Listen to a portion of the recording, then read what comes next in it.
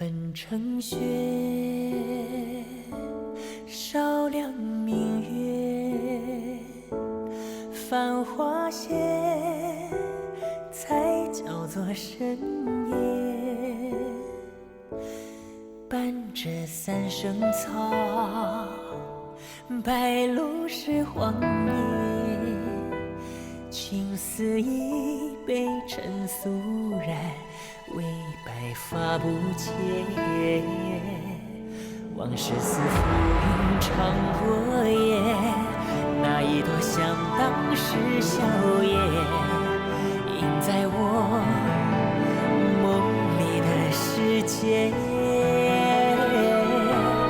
酒一杯，江河流日夜，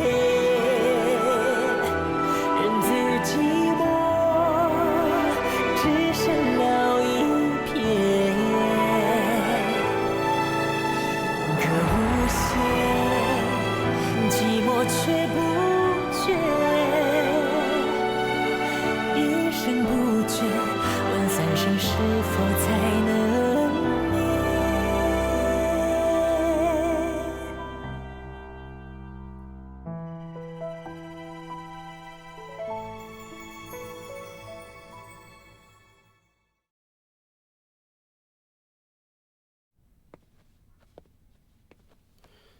收拾东西呢？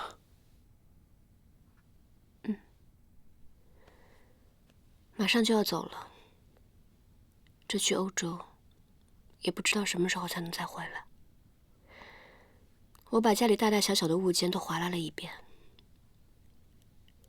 该带走的带走，该留下的留下。你呢？我也一样。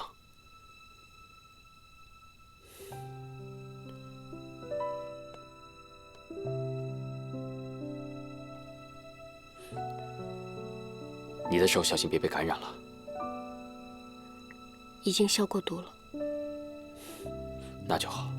兰坡，好了，到了欧洲之后，我们就要开始新的生活了。继续收拾吧。刚刚2次，慕容家和李帅都已经抛出了自己的条件，而迟迟不见福远一家有什么动静。看来一家是提出了一个让人进退两难的条件。我有预感，这次谈判最关键的一锤，就要砸在这最后一响上。哎呀，我们李帅提的每一个条件都微不足道，可这易帅一开口都是大条件。我们李帅上芝山，那可是真心实意的来求合作。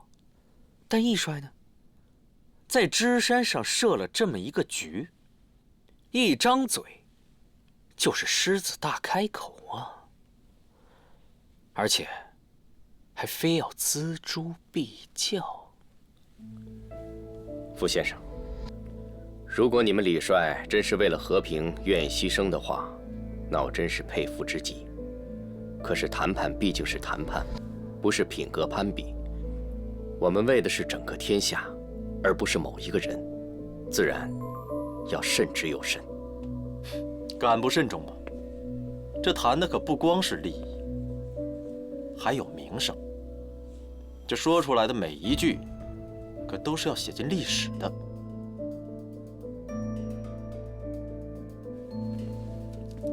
报告。43刻，义季裴大帅为实现联省自治，提出李重年部正式易制为福军，福军受辖于未来江左联盟政府，刻日成立江左国民参政会，决选江左联盟政府。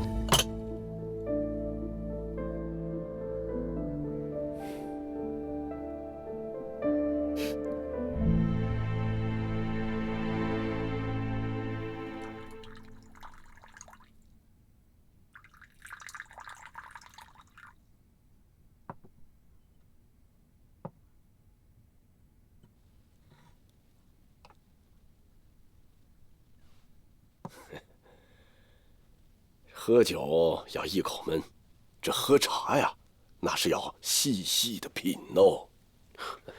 岳父，我从小就没有这种小情小调、闲情雅致。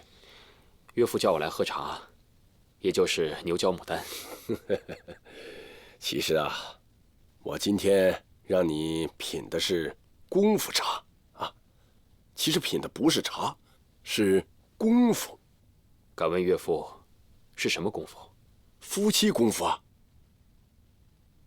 这夫妻呀，最主要的是接受、欣赏和包容啊。接受是接受对方的优点，同时呢，也要包容对方的缺点呢。这样的夫妻才能够和睦，才能够长久。咱们中国有句古话：10年修得同船渡，100年修得共枕眠呐。有缘千里来相会，无缘对面手难牵哦。你跟秦桑，你们俩也算是今生有缘的，知道吗？这秦桑在嫁给你之前呐，我们家什么情况你都知道。他母亲大家闺秀，我出身寒门，这俩人差距太大。这结婚以后，不断的产生摩擦，不停的吵架。可每逢那个时候，我们俩就会坐下来，沏一杯茶，品一品。这茶香一飘，我们俩就不吵了。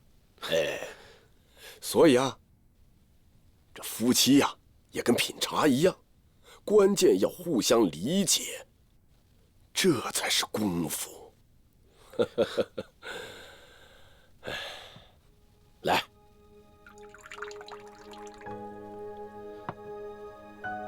尝尝。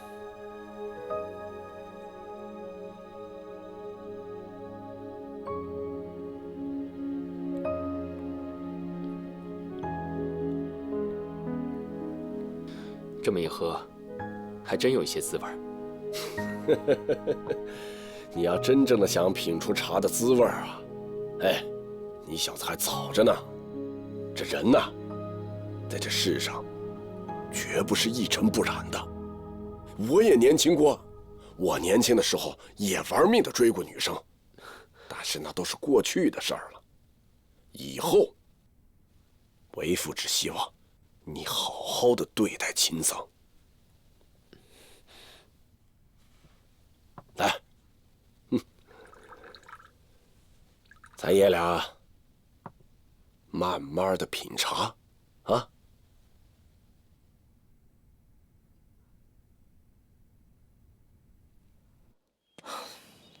我不明白，易继培和李重年联手，对我们成军只会有害无利。父亲，您是为什么突然改了主意呢？我们这次上山来，不就是为了让他们互相牵制吗？莫非是易继培拿什么要挟您了？要挟？哼！普天之下，除了你的命之外，还有什么能够要挟得了我呀？那您是为何突然临时改了主意呢？你听过那首《马赛曲》吗？啊。不过，这到底是首什么歌啊？这不仅是一首歌啊，它还代表了一个人。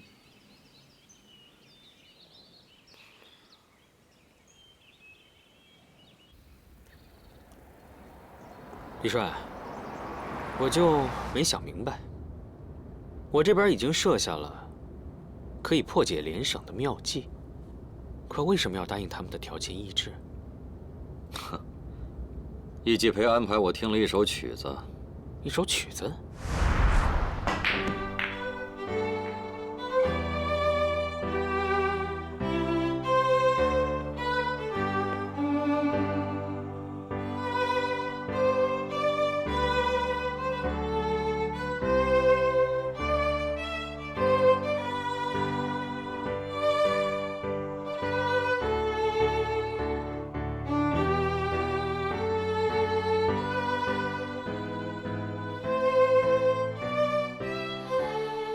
两位都是在江左10几年的混战中存活下来的，对这首歌应该不会陌生吧？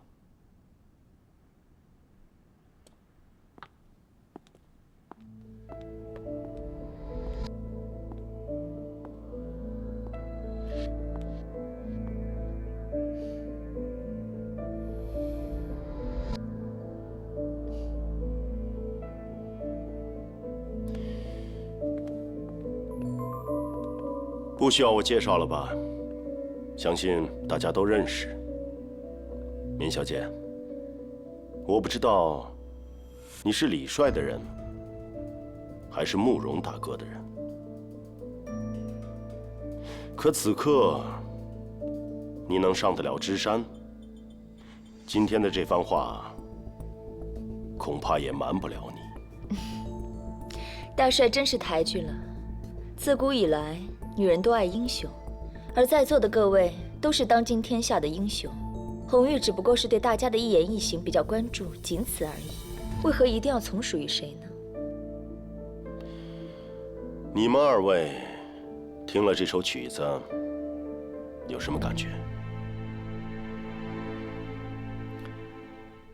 这首曲子倒是让我想起了一位故人。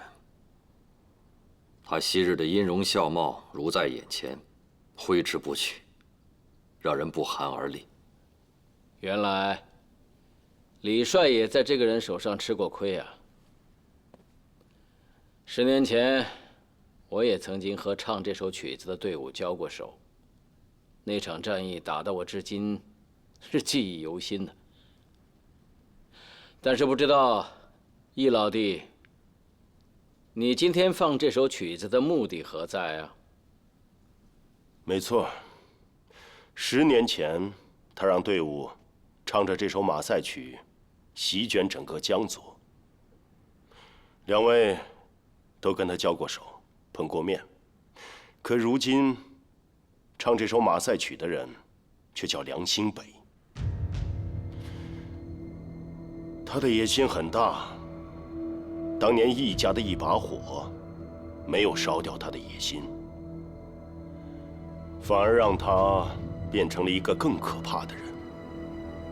那把火，他一直放在心里。如今他的野心，就是要再次席卷整个江左。原来江左出了乱子，易大帅却要我们2个旁人来管。江左的乱子，也就是大家的乱子。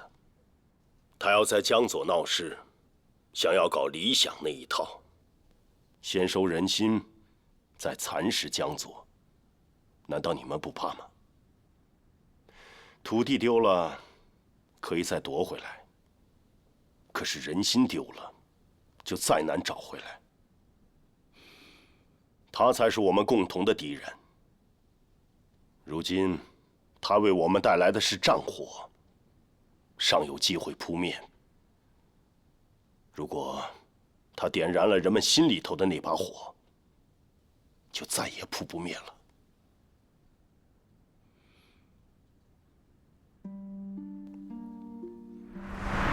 原来父亲是用了共同的敌人，说服了岳父和李重年，这一招还真是巧妙。现在就是不知道岳父和李重年他们是否真心愿意配合父亲，先剿灭天盟会。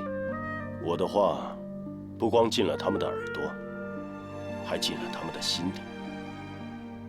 但是光指望他们是不够的，眼下我们要尽快赶回福远。你六叔老奸巨猾，而且在部队里颇有根基。要是我回不去的话，恐怕福远会有大乱。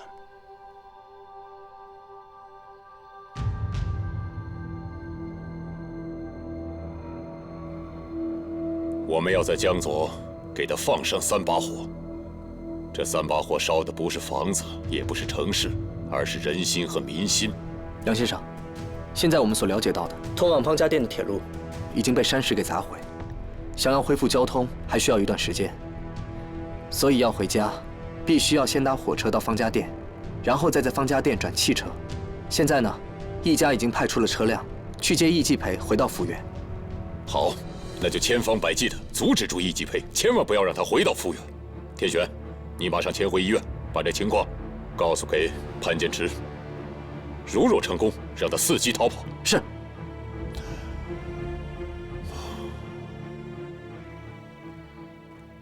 大帅，此次支山之行，红玉真的受益匪浅，非常感谢。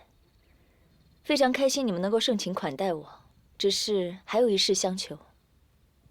说吧。回去的路山高路远，红玉有些胆怯，不知道可不可以和大家一起同行。当然可以，是我们的荣幸。这件绅士之礼，我们还是有的。多谢大帅，我把行李放车上。父亲，这是个危险的女人。正是因为她危险，才会把她留在身边。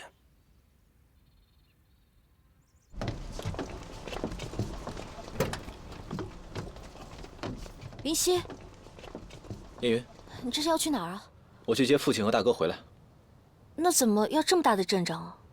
你不知道，我们刚刚收到消息，父亲跟大哥今天回福原，可方家店那边突然山体滑坡，再加上梁兴北那帮人诡计多端，我有点担心他们的安全。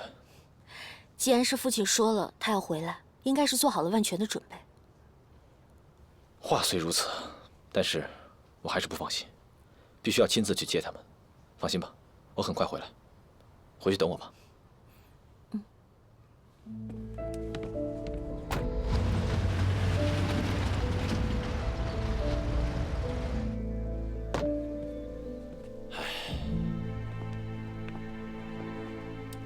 女儿啊，爹这块怀表就给你了，别忘了家乡的时间呢。啊，到了欧洲和兰坡啊，要是生气闹别扭，别钻牛角尖。爹，您放心吧，我自有分寸。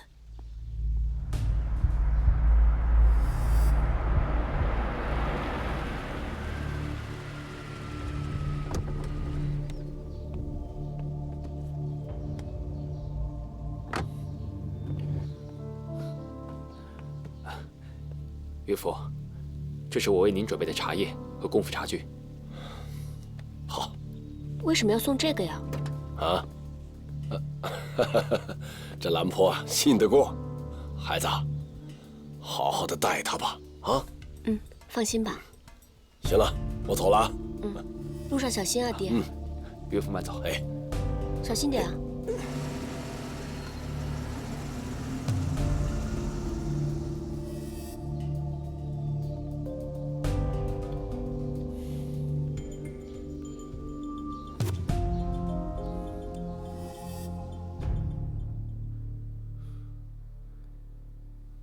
我答应过岳父，会好好照顾你的。爹走了，我又感觉剩下自己一个人了。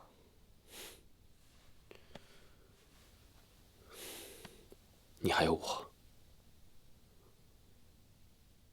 等我们去欧洲稳定了，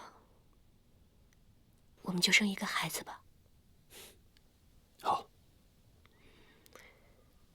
你说我们去欧洲，真的就能忘记这一切吗？想要忘记，就会忘记。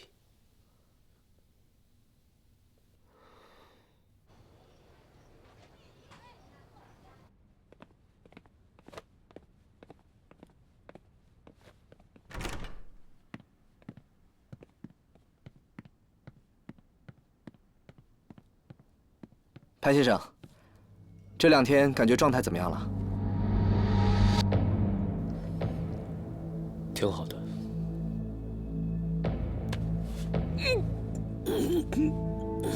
看来恢复的不错呀。有知觉呀，这条腿没废。你的意思是说，我还是有机会逃跑的？你们是不是要派一个团来看着我？你诡计多端，我们得严加防范。哎，别人的伤口现在不能乱动，容易化脓。潘先生，现在感觉怎么样？一切都很好。就继续保持这样的休息，过不了多久呢，应该就能出院了。走吧，他现在休息的还行。我们走。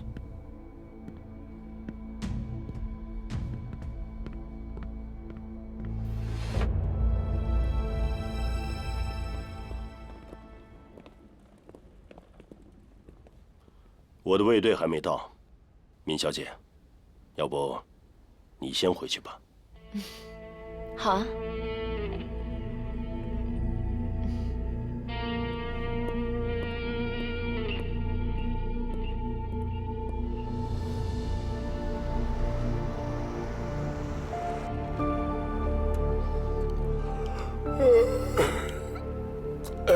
还有多久啊？啊，快到了，这就到。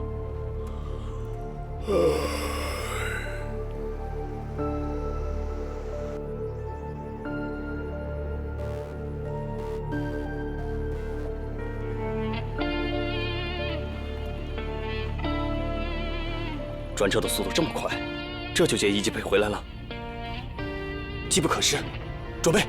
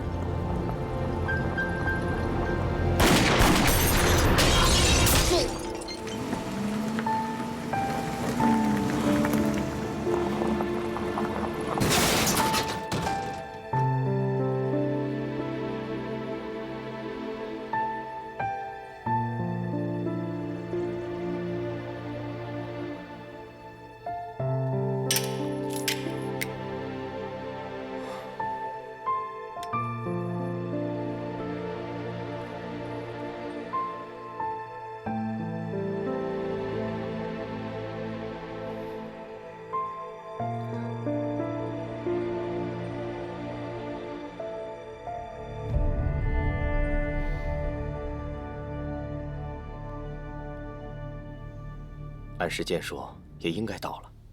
再等一会儿。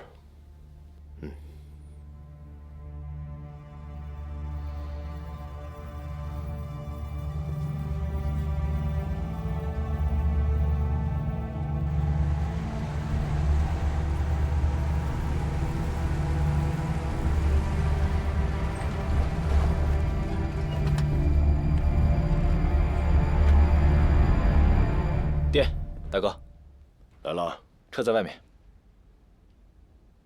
走吧。报告大帅，说，钱后生来方家店的路上遇刺了。什么？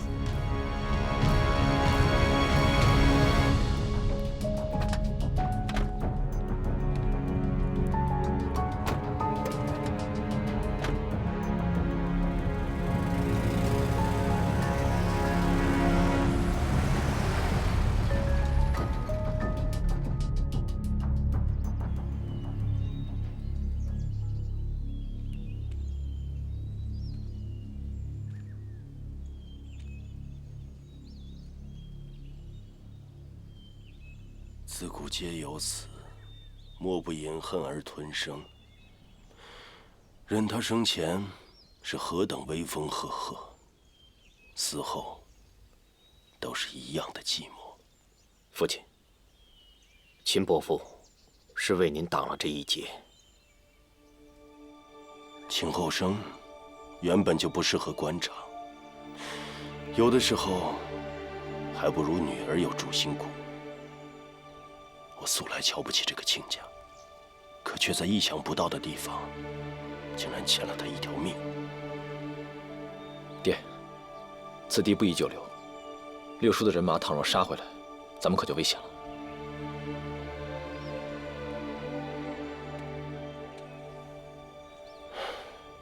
亲家，为了江左的大局，只有暂时委屈你。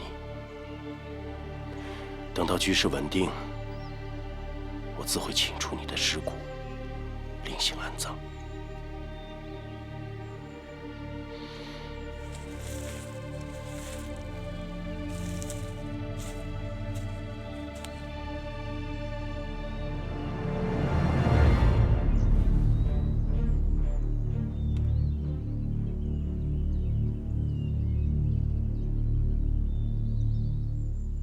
我们也是立功心切，急于出手，不光认错了车，还杀错了人。你们大家都辛苦了，早点回去休息吧。是。是。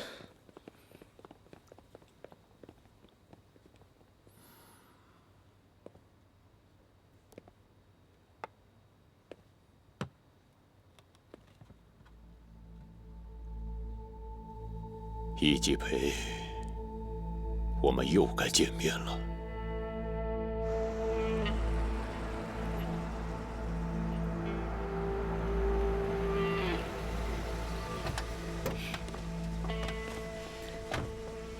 父亲，芝山谈判成功了，江左从此太平了。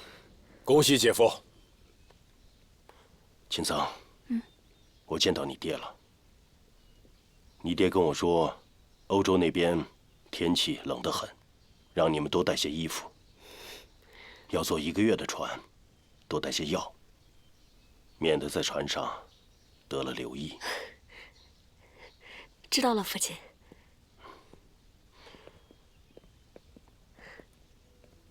我们去商议政务，你就不要跟着来了。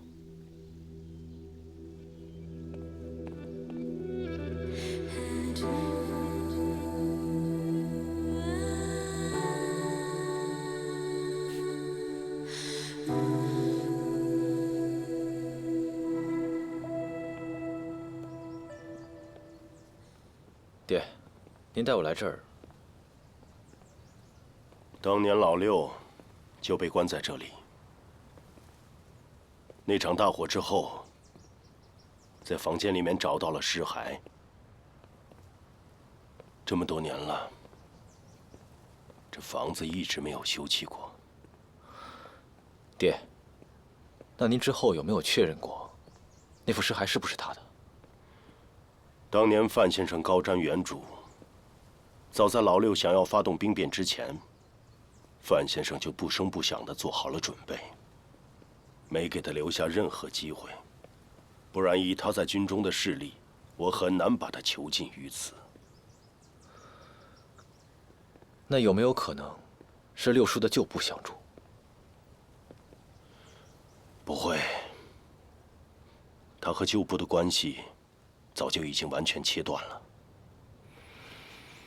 当时的情况根本没有半点挽回的余地。可是我实在想不通，他怎么能死里逃生？爹，其实我有90%的把握可以确认，这个梁兴北就是六叔。可是您提到当年的事故，我也实在想不通。我再继续查查吧。不用查了，一定是他。爹，为何这么确认啊？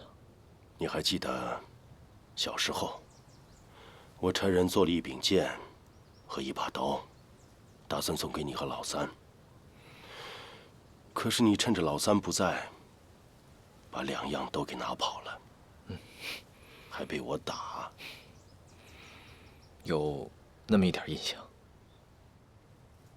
这件事我这当爹的记得很清楚。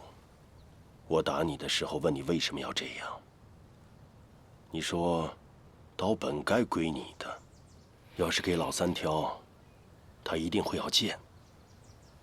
可是你更喜欢剑。您这么一说，我也想起来了。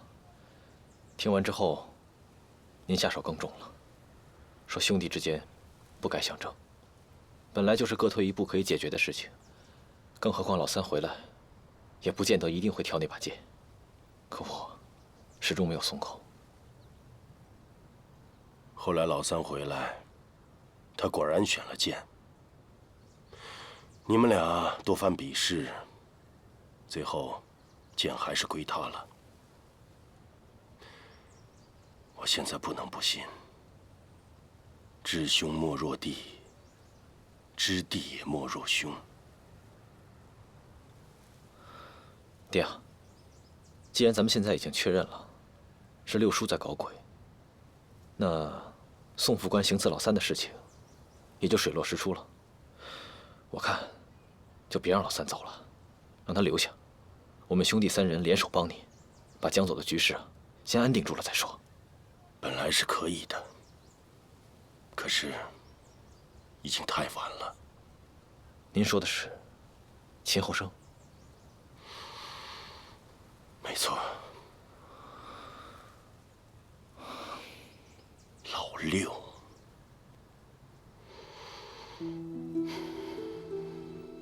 大帅，你的背比之前驼了2分，腰也比之前粗了2寸，肩膀也比以前塌了1分。当年觉得衣服就是面子，现在才懂了，衣服是面子，也是担子。这新衣服上要改改，才衬得起江左首任联省主席的身份。衬得起？少年心事当拿云，那时候就想往上爬。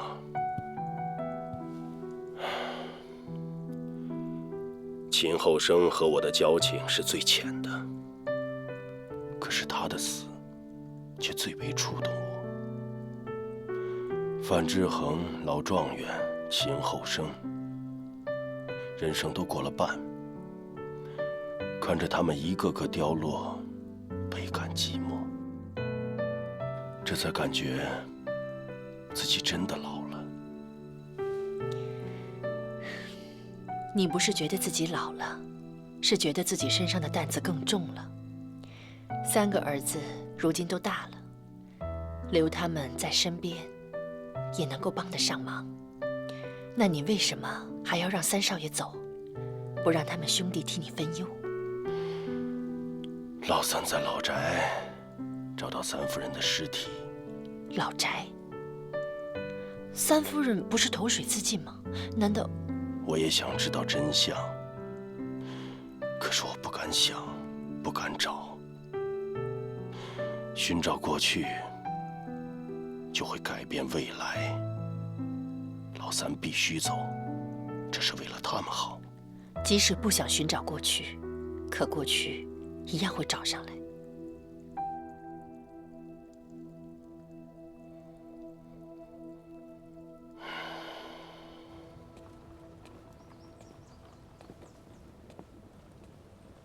好端端的，怎么忽然想来这地方？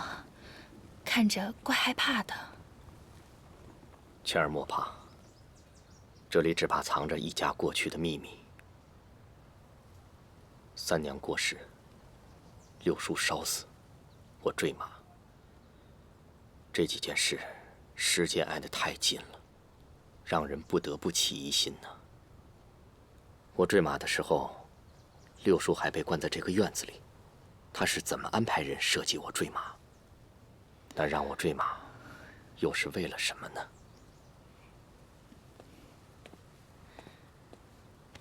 仙乔，事情都过去这么久了，那就让它过去吧，何必揪着它不放，自寻烦恼呢？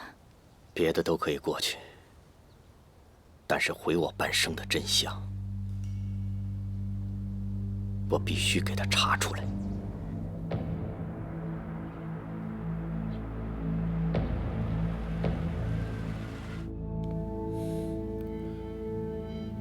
你扮成我娘的样子，她见了你有没有说什么？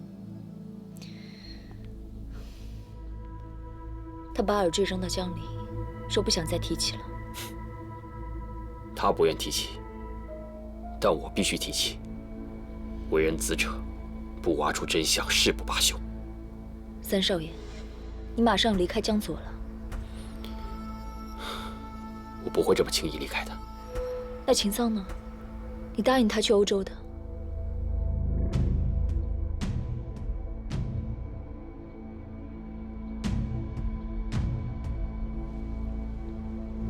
有句话，我不知该说不该说。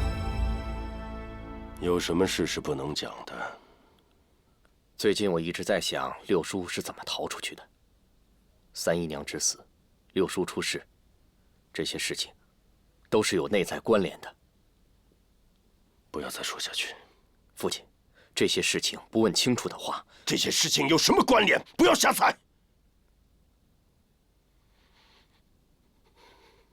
父亲，自打我受伤之后，你还是第一次跟我发这么大的脾气。仙乔，三兄弟之中，我最相信你。即使你受伤残疾，也依然如此，是因为你识大体，不执着。可是连你也非要查什么过去的真相，那易家就永无宁日了。父亲，没有任何人生下来就识大体、懂大局。我的识大体，是因为我站不起来，是因为无可奈何。你找出过去又能如何呢？还不是无可奈何呀。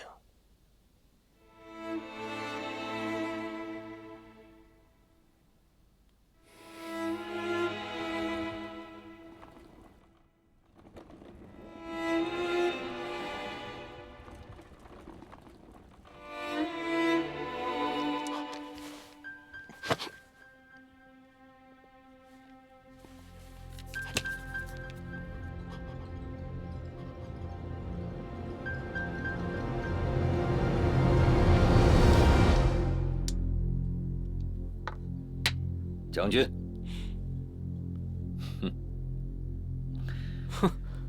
李帅，这次支山之行，棋艺真是突飞猛进，父母甘拜下风。这傅先生刚才是心有所想，分了神，否则也不会让我这样长驱直入。李帅，易继培在抚远完成了联省动员，催我们益州尽快议制。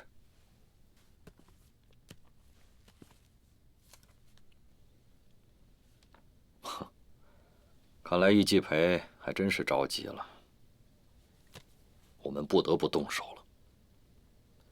傅先生，你有什么想法？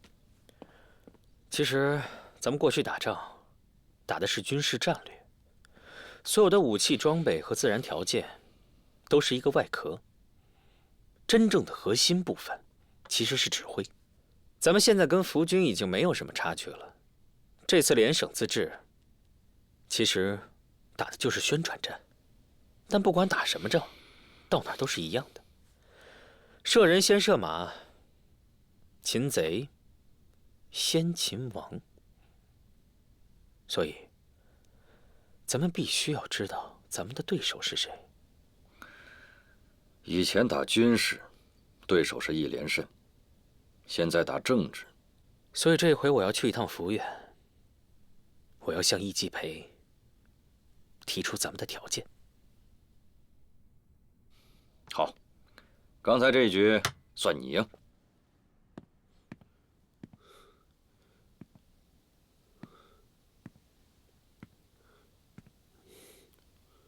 爹，您身体不舒服，要不要叫宋大夫给您看一下？不用了，找我什么事？我跟小桑就要离开了，想在离开之前和爹谈一谈。江左联省虽然大局已定，可是还有很多细节马虎不得。最近我被这些事情纠缠得焦头烂额，脱身乏术。马上还有政务要处理，你还是先回去吧。那好，我先走了。爹，您注意身体。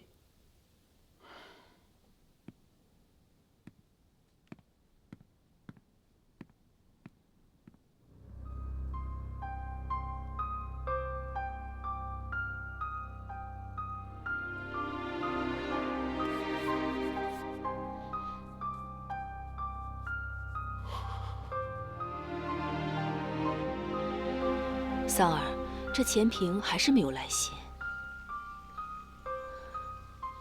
难道是去了乡下的表姐家？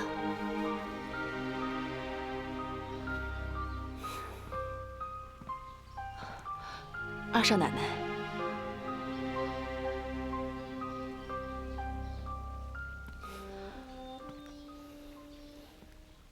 二嫂，出来散步啊？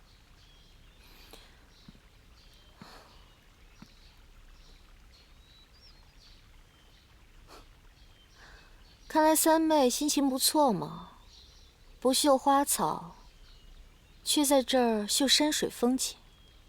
二嫂谬赞了，我只是想把这支山的山水绣出来。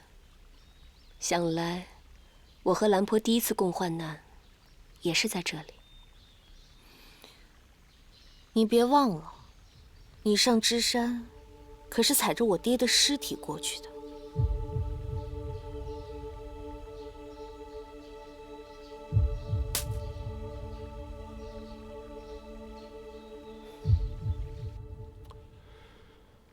玉帅，腿好了吗？幸好三公子手下留情，子弹没有穿过骨头，现在还能勉强行走。坐，你下去吧。大帅，这……我叫你下去。是。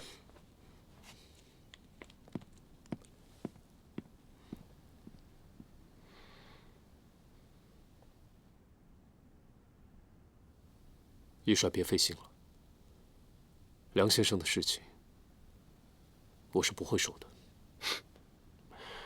你误会了，我今天见你，不是问老六的事情，是问我自己的事情。玉帅自己的事情，为什么要问我呢？来，咱们掰手腕。怎么了？怕了吗？算了，你有伤在身。要是你没有伤，我看我不一定能赢你。其实不用比，我就能感知到，一帅的力量比我想象中更大。那跟老六呢？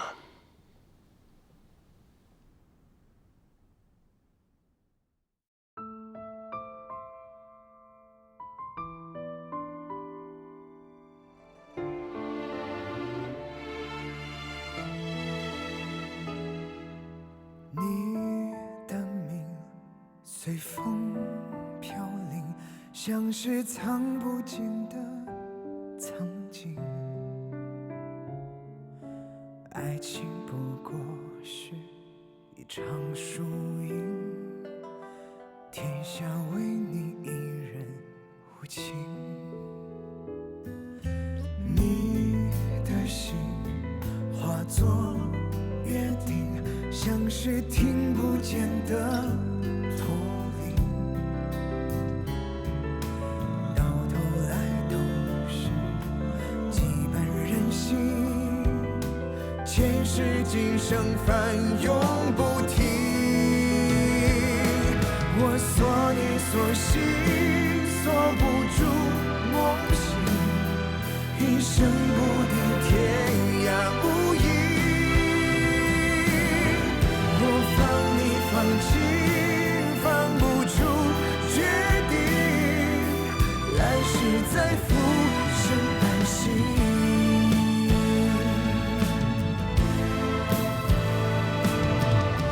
天不平，远近的空气，到不了你的骨体。爱与恨不断在敲醒，锁不住的宿命。